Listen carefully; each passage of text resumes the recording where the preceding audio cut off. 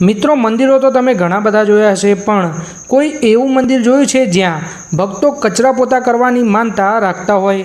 આવું એક મંદિર આવેલું છે નડિયાદની બાજુમાં આવેલા મરીડા નામના એક ગામે, જ્યાં મેલડી માતાજીનું આ ચમત્કારી મંદિર આવેલું છે।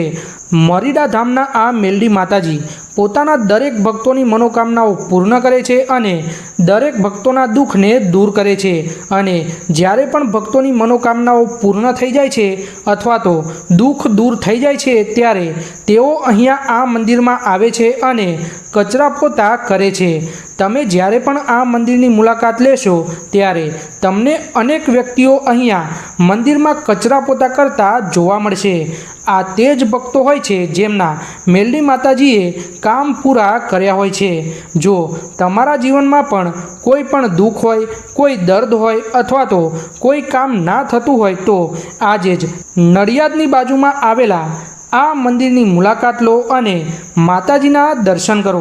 માં મેલડી તમારી મનોકામના જરૂરથી પૂર્ણ કરશે।